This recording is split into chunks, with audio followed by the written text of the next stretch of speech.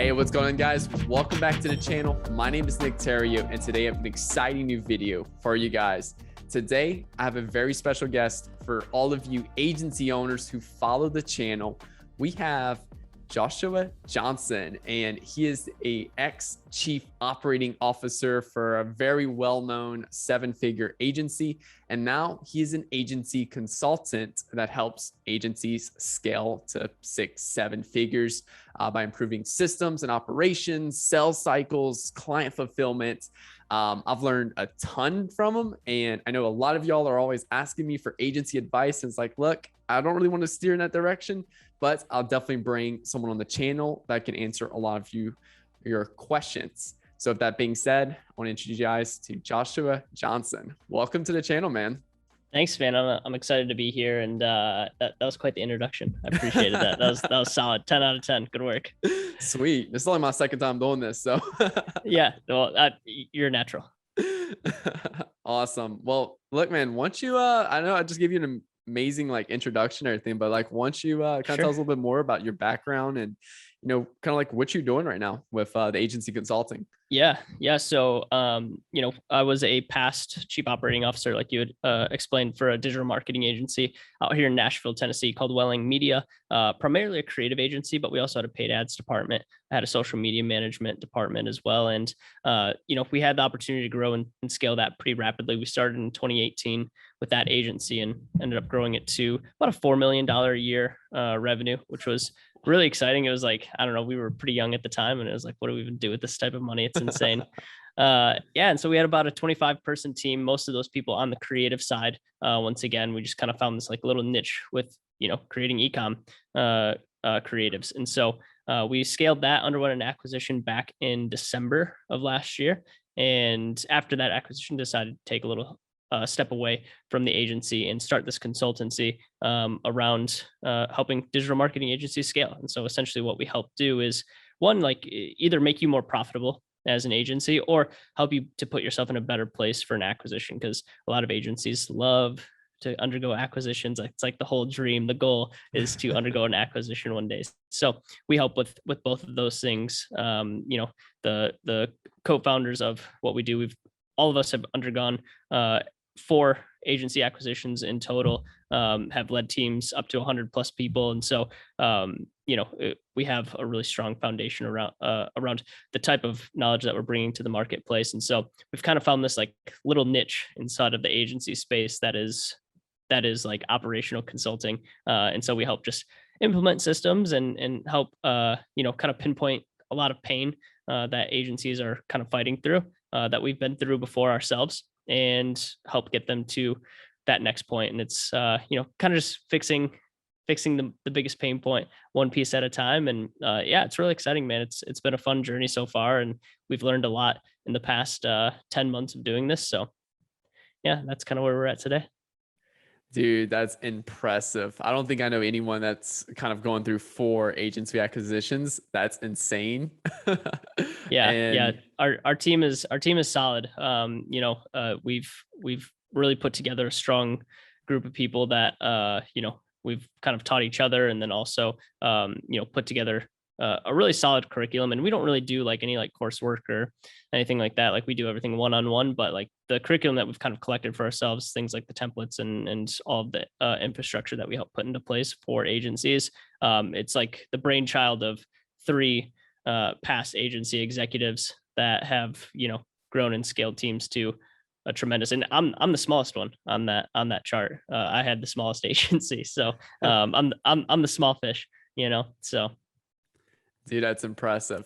And then I think that's the biggest thing I've learned, just being friends with you, talking a lot with you and everything, is that there's this conception of when you're first starting your agency. Okay, hey, look, I'm gonna just hire a media buyer, help out some of the fulfillment, or I'm gonna do it all myself until I can afford a media buyer. Then I'll hire a media buyer, and then the media buyer just do everything for me, and then I'll just keep getting them clients or her clients. And that's a huge misconception, because there's so much stuff that gets involved once you cross that mark. And then with operational stuff of systems of, just employees checking in every morning. There's a whole bunch of systems around that, and keeping a good culture and everything. And I think that's the biggest thing I've learned from you, and like that takeaway from going, like, let's say from 10K a month to going 50, 100, 300K a month in terms of revenue and everything. And like, just how important is that? Like just having those operations and everything. And like, how maybe Yeah. could someone start today of just like, what are some of the few components if Hmm. I have a few clients, and like, what are some of the first few operations I need to start like kind of fine tuning in my agency? Sure. Well, and I think you can kind of speak to this is that what I love about the agency space is that at the beginning when you start, like you can be a gunslinger. Like it doesn't, you don't need a whole lot of system in place. Like you can take on a decent amount of clients yourself and not have a ton of systems in place. But when you start bringing on even your first employee is when those systems really need to start getting fleshed out, because you have a certain way that you want to do it, right? And you want it done the correct way. And chances are you can provide the best results for your clients. Well, it's like that's not sustainable and that's not scalable over a long period of time. And so we need to get the information inside of your head out into some sort of system, and to get that delegated to another person on the team. And so when you're looking at delegating systems, we want to make sure that we can put it in. Yeah, I like visual representation of systems. Like I'm a big fan of like video Loom videos. I'm just Mhm. I feel like most people in the agency space, they just do well watching and like seeing the buttons you're pushing and seeing the process that you go through like a Loom recording, or if you're like in a creative department. I'm a huge fan of like doing like the GoPro strapped to the head and creating like show them like how to set up like the camera settings on that camera or the lighting setups or whatever it is. You want to actually show them how to like capture those systems. And so I'm not a huge fan of like listing out those systems, but that was kind of like a really long-winded answer for what you were asking there. But yeah, like it's so crucial that as soon as you start bringing on employees, you need to have systems in place or start creating systems. And a lot of times they're inside of our head already. Like exactly how to set up these ad campaigns, but you're going to want your team to set them up probably pretty similar to you. So that's where you just start whatever position you hire on, whether that's fulfillment or client success first. You're going to want to extract that information out of your head, record it into some sort of system, and then start collecting a database of all the different pieces of your business that can be delegated away once you have the system in place for it. So, um, you know, at the beginning, like, yeah, you can gunsling and you can do things, fly by the seat of your pants, and that's totally fine. But as you start to bring on teammates, systems become crucial. I like that. And there's a few things you said in there that really sparked my interest. For one, do you have some SOPs of a GoPro on someone's head setting up camera? Yeah, this is something that kind of came to mind after I was out of the agency space. I was like, there seems to be this huge gap in the space for SOPs in the agency space because it moves so fast, and it doesn't seem like people are willing to follow written out SOPs. And that's how we used to do things. And even when I was in the agency space, like no one would follow the SOPs that I would put in place. Which it was like fine, like we made it and but it didn't feel comfortable. Yeah. And then I started listening to a guy named Mike Michalowicz, who is an author and podcaster, YouTuber, but kind of like a systems expert. It's actually who I've learned a lot of, what I've applied in my business.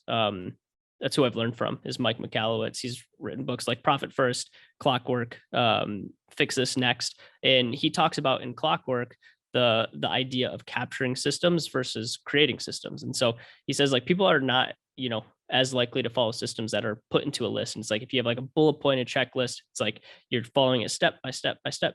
Chances are people aren't going to follow that too Mhm. closely. So it's nice to have that visual representation, like showing them the buttons to click. And one of the ones that he talks about is, if you're to package like showing someone how to package a box, and this is like the best example, like you would, fold the box, you'd probably tape the bottom half, you'd put, maybe some bubble wrap at the bottom of the box, and then put the product inside, bubble wrap on the top, and then you'd close the box, right? Well, what if during that something gets, misconstrued of how to actually package that box? If it's in a less detailed list, something could happen there, right? And that's a pretty simple example. Like I'm sure you could figure that out in a bullet pointed list, but you can actually just show someone how to package that box. I'm like, hey, like this is what I'm doing, like physically with my hands, and showing them it's more of a visual representation. Then you can also add audio into it as well. So now they're not just learning through a visual representation; they're learning through an auditory representation of what you want them to do, and its chances are that it's going to stick with them a little bit more throughout that process. So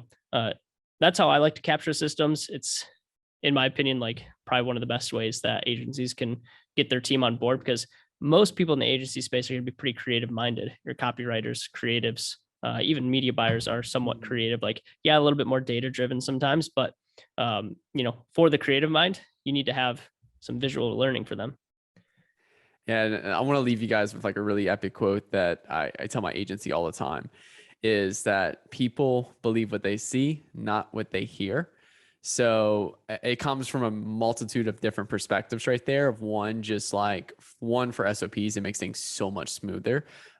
Two, just showing clients case studies, showing clients results and everything. Three, showcasing stuff online. Like it's something that we just live by in our sales process everywhere in the agency. And I think that works really well for SOPs as well, to actually just show someone, all right, here's how you do it. It also too can streamline the process of how long it takes that person to learn it. And I love that you said about like the visual of SOPs, because that just reaffirms my bias towards how I'm refilming a lot of my SOPs right now in my agency. It could take me 30 minutes to type up a doc on how to run ads or like how to set up a campaign, where it takes me 3 minutes to film a quick Loom video of how to duplicate this campaign and why. So like it's so much quicker. Yeah. And as you bring on really awesome media buyers, and as you bring on more talented people, and sometimes they're going to be more talented than you, then you can get multiple perspectives on your SOPs. It doesn't necessarily need to be like, hey, Nick's way is the only way, because as you know, campaign setups are completely different for people. Like you're not going to have one campaign setup that's going to be identical to the other one. Right. And so like you can put together a list of best practices. Hey, set up campaigns like Nick. Hey, set up campaigns like Susie. You can have multiple perspectives, and people can go in and be like, hey, like, now I know how Nick sets it up and how Susie sets it up. And I can, even bring in my own iterations and, create my own SOPs around this. So it allows for some flexibility within those standard operating procedures. And you will have things that will, in your standard operating procedures, it's like, hey, this is how we do it. And like, this is like, the almost like, assembly line type process that we have in place. And like, you'll have those from time to time. Like onboarding should be very assembly line-esque of, it's like the same thing, same time. It's the same client experience. It's incredible when we onboard someone. But when it comes to campaign setup, there needs to be some fluidity, flexibility with how we set those things up. Yeah, I agree with that. And I definitely think it's crucial too. It's kind of like turning your agency into more of like a McDonald's. Like they literally have this certain time for a hamburger before it needs to be flipped, how long the fries need to go. Like if you go look at like the Founder movie, like they will like talk in the beginning, like 5 minutes the fries are too crunchy, 3 minutes they're too soft, so 4 minutes is perfect. So like having all that allows you to continuously replicate results for your clients, replicate that consistency with the onboarding, consistency with the communication and stuff. And then at one point you'll be able to kind of step back, and your whole team will operate without bugging you every single day of like, hey, what about this? What about this? What about this? So, just to kind of reinforce the fact of like why you need systems in your business and how important it is to really dive into. Now, we touched on Loom and how great Loom is. What is a great way to like, okay, cool. I know when you put some systems together, what is maybe a few things I should look at? I know you talked about the ads manager, maybe the sales process. Like what are some of the first few systems I should look at of like just putting together and then putting somewhere to like review? Yeah. Great question. So, essentially you're going to want to start with whoever you hire first, right? So have systems for the people that are employed in your business. And so if it's a media buyer, great. Start creating some media buying systems. If you have an account manager, a client success agent, sweet, like start creating some systems around that for onboarding. So it's as people come onto your team and you're delegating more off of your plate, whatever you're delegating off your plate, create a system for it. Take them through it. Just you're doing the task in real time. Like one of the worst ways to create systems is actually like, sitting down and saying, okay, I'm going to document a system, and you're like writing it down step by step. The best way to document a system is by actually doing it, because you're doing it real time and you're not slowing that process down and thinking, okay, like what comes next in this step. It's going to be a lot more natural. You're not going to miss as many things when doing it in real time and doing it live for like an actual setup. So that's where to start. Whatever you're delegating away, And then as you delegate more away, create more systems. And then what's nice is like, you don't have to create, your entire business of systems a year down the road. Like Mm. you have things that you're putting in place as you go, and it's much less of an overhaul in the long run. So it's like, just get started, like create one system at a time. And, overall, and, as far as like storage goes, I'm a huge fan of like, you could do like something as simple as Google Drive to store those videos. And it's like, you can have a database there, but I'm a big fan of actually using an app called Notion. It's relatively cheap. And what I love about Notion is that you can put like tags on those and actually filter by tags. So if you're like looking for something specifically for media buying, you could filter by all your media buying SOPs and filter them all into, one look, right? And so you can really help your team find what they're looking for fast with a filterable database. So just a little That is, key trick there.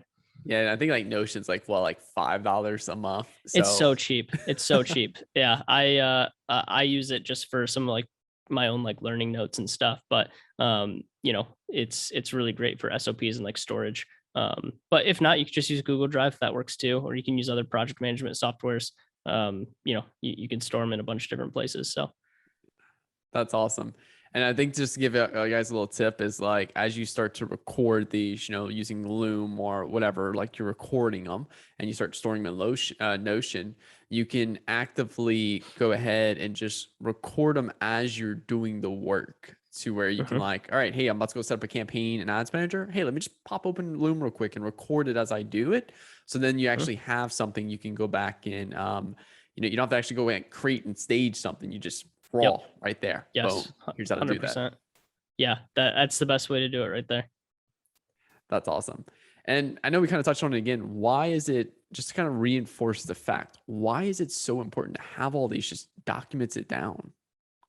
Yeah, because at the end of the day, if you are looking to one cash flow your business, and create some more profit and eventually take a step away from the business, you need to have systems in place. If you don't, like if a lot of the fulfillment still lays on your shoulders, you're never stepping away. Like you're never delegating fulfillment. You're never delegating decisions away because everything is inside of your head.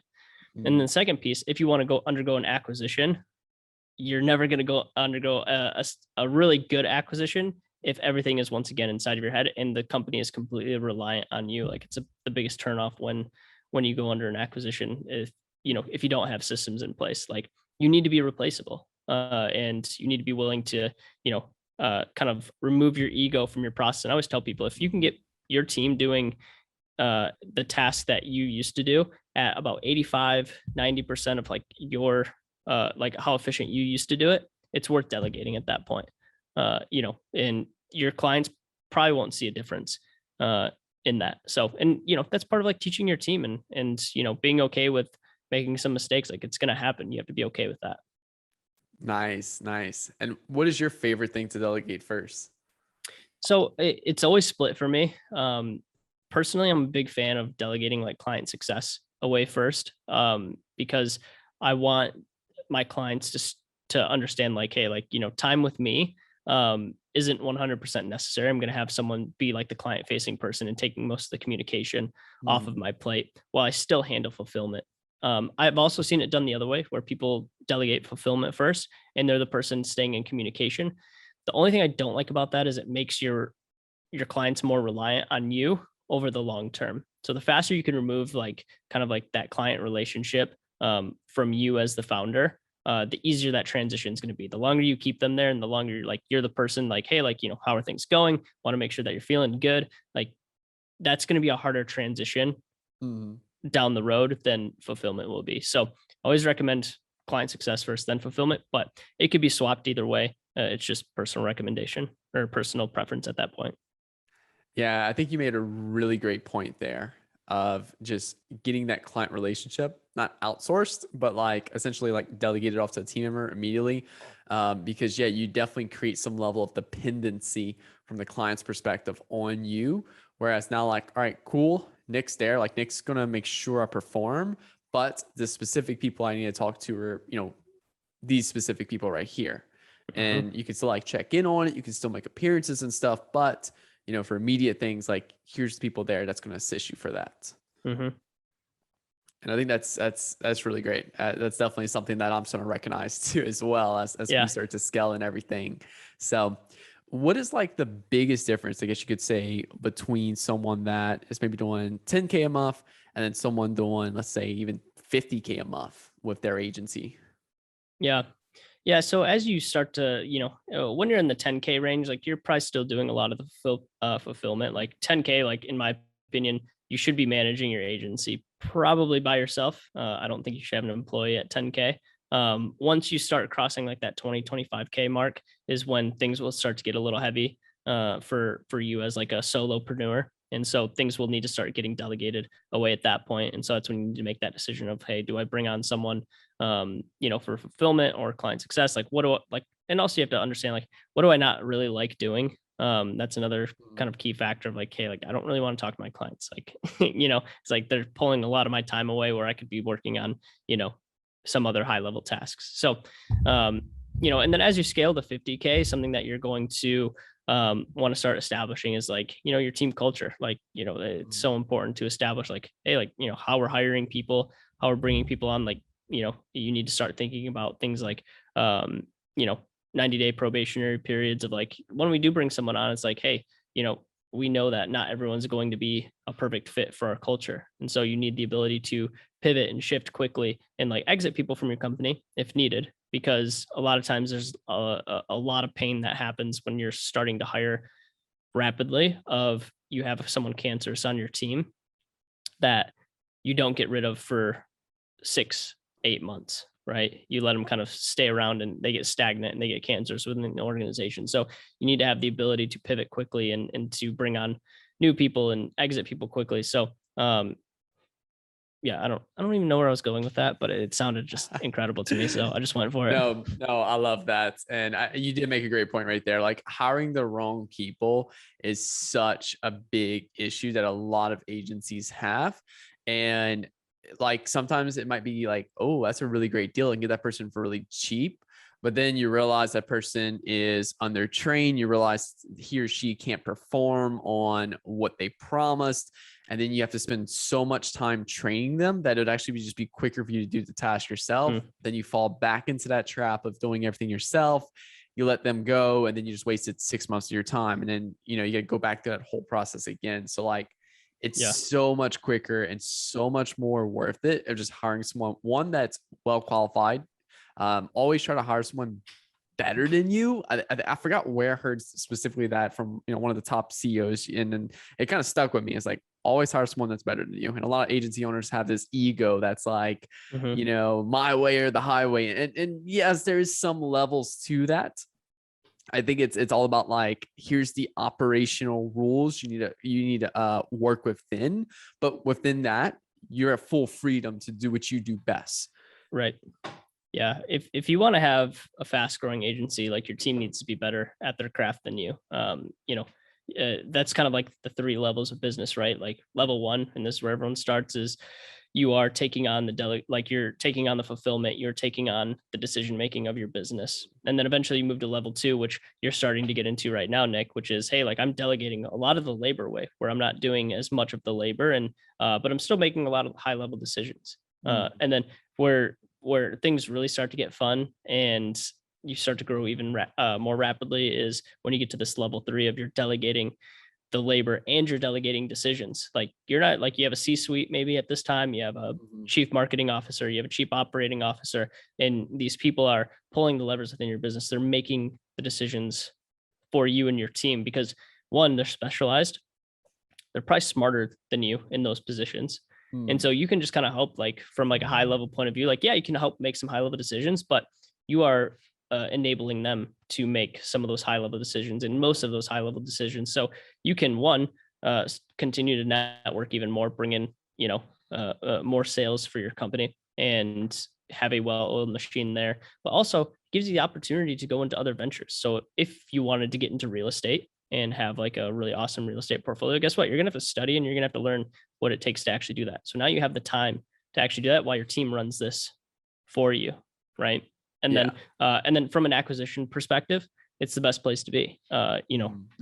when you get acquired, if you're still very heavily in the decision making and fulfillment, it shows that the business cannot run without you. So you will not sell for a high multiple or sell at all.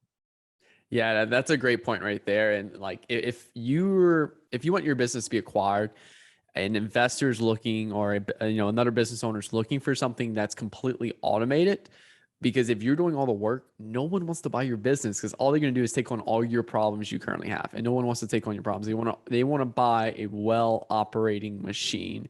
And Yep. I know, before I started the agency, I used to be a business owner. I used to own a auto detailing business. And when I exited for nothing. I didn't sell it. I didn't sell my half. I literally just signed a paper that says I'm no longer part of this. And a lot of people ask me why, and it's like, because all it was is we were doing all the work. We had an employer too, but there was no real value there for like someone to buy into. And that's a big thing too. And I know you mentioned Profit First. That's a great book to read. But also it's like the product book where it teaches you how to productize your service-based business. I'm trying to think of Yeah. exactly which one that it's called. Built to Sell. Yes. I think every agency owner, if you don't hop on a call with Josh, then at least read Built to Sell, as that's going to put you miles ahead of the competition at your stage. 100%, man. That's really it's funny because it's such a short book, and really it's more of like a story. It's not even like a tactical book at all, but you pick up so many like little things from it that you're just like, yes, this is like how I need to run my business. And when you can like more productize things within your business, it makes you very attractive for an acquisition. And that book kind of shows you what it takes to do that through like specifically an agency model. It's a logo design agency that the book talks about. And so they niche down to just logo design. It's pretty cool. So yeah, highly recommended Built to Sell. Love it. Love it. And yeah, I would say that's probably one of my favorite books, top 5 books right there. Oh, 100%. It's amazing. It's a really good book. Now, last question before we end this. Yeah. You have anything around acquisition from agency? So like, hey, grow my agency. What works now for acquisition? As I feel like there's a ton of different methods out there. A lot of them are starting to become dated, and then there's a lot more competition now. So what works well for agency acquisition of getting more clients and to be able to fulfill that side? Yeah. So you're saying like more like, how are you like gaining more clients, like as far as like lead generation goes? Okay. Got it. Yeah. I've always leaned into more of an organic approach when it came to lead generation. Once you have a more established name, I've seen agencies that have done very well on like paid ads and being able to actually, put out advertisement that will convert. It's just when you're a smaller agency and you don't have the name to be able to go into paid advertisement, it just, for me, like I haven't seen it work yet, but I've yet to seen a very successful agency that has not leaned extremely hard into relationships and their organic presence. Going and speaking on stages, getting in the right rooms, paying for masterminds, just being around the right people will help you generate the right leads. And then also doing good work. If you have the ability to get results for your clients, you will grow. Like you'll create client advocates. They'll introduce you to people, because at the end of the day, like, if you're helping a business grow, other people are going to see that. And they're going to say, hey, like, Nick, who are you working with? Like, what are you doing? Like, you're making twice as much as you used to make. Like I started working with Josh, and Josh is absolutely killing it for us. And, he's taught me this, this, and this. And, hey, let me introduce him to you. He's a great dude. He'll take you from this place to this place. And essentially, like, I just got like the hottest lead ever. Like, it's one of your friends who said like, yeah, like, these have been my results. He could probably do this for you too. And so that is really one of the best formulas, is like almost like a, referral type program. But it all revolves around results. Like if you're losing clients because you don't get the results for them, you'll never scale. And so that's the key, is like, you have to figure out results first. Okay. If you're churning clients out, if clients are dropping out of your ecosystem within 3-4 months, you have a problem there, and you have to fix that first. Without that, you can pull every trick in the book. But if you look at agencies like Right Hook Digital, Structured Social, For Media Marketing, Heman Group, all these guys do excellent work, like top tier. They get their clients results. they put themselves in the right rooms. If you follow these CEOs on Instagram, Facebook, they're constantly at masterminds. They're constantly getting in the right rooms with the right people.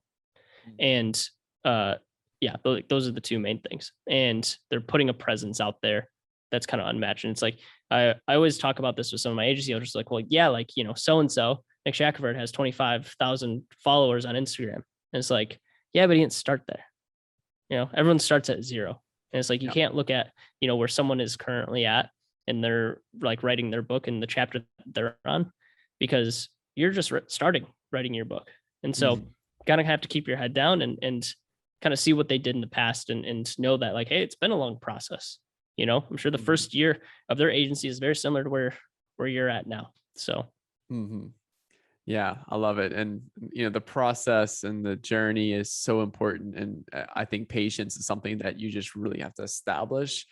I know for me, in my perspective, like, our YouTube channel is just really starting to gain that momentum and that traction and stuff. But it's like, a year ago, we were getting 50 views a video and like 5 likes, maybe 3 likes. yeah. So like at the time, it was very difficult to see forward, of like, oh, this is going to take forever. But I knew long-term that we would get there.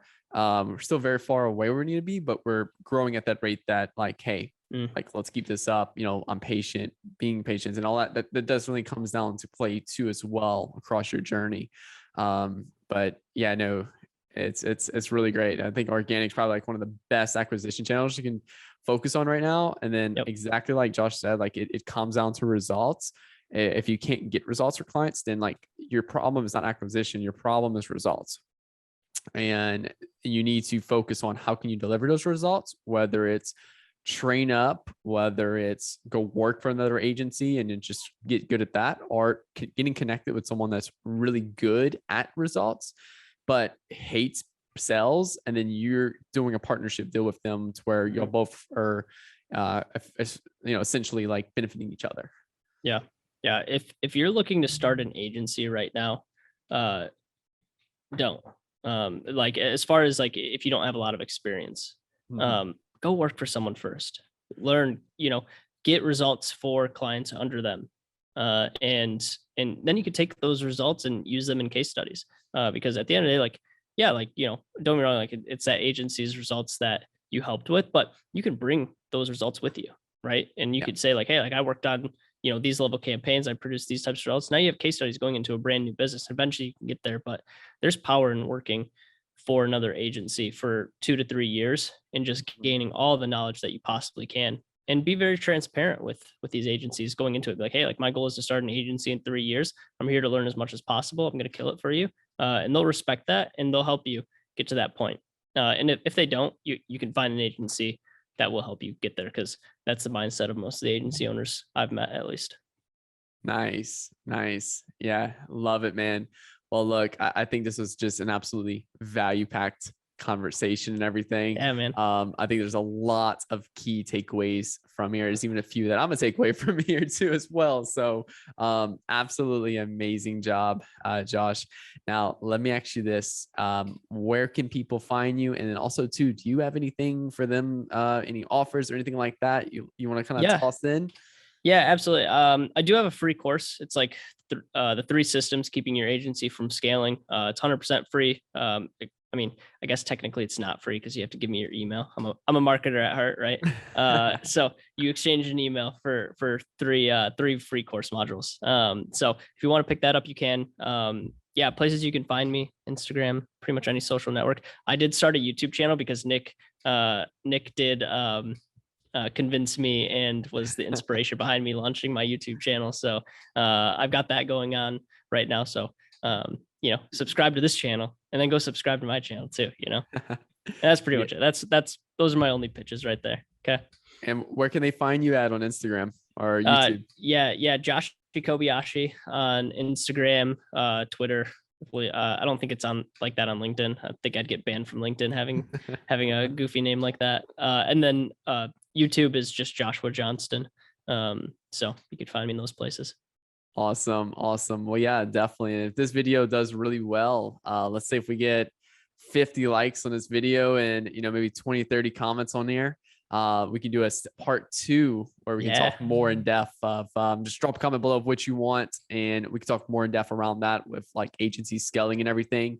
Like I said, I know, we primarily have e-com people that watch this channel, but we do have a good portion of agencies too that follow us, and they're always asking me questions. I'm like, look, that's not my specialty. But if you want someone that knows how to grow agencies and scale them and operations and everything, Josh is the man to go to. That's his expertise. So definitely give him a follow on social media and everything. You have any last words before we hop off? No, that's it, man. If we get those metrics though, if we get those comments and views and all of that, we'll do like a giveaway or something, and we'll give away some agency consulting for free. We'll figure something out on that, and I think that'd be cool. Epic. Well, Josh, it was a pleasure having you on today, and really great talk. A lot of key takeaways. So yeah, man, I appreciate you having me. Awesome. Well, you take care. And all right, man. This will be it for the video today. Thank you guys so much for watching. Make sure you hit that like button, hit that subscribe button. New videos every Monday, Wednesday, Friday. Let me know if you would love to have Josh back on. Let's get this video to 50 likes. We'll do part 2. Drop a comment below what you would love for him to speak on next with scaling an agency. And yeah, see you guys later. Peace out.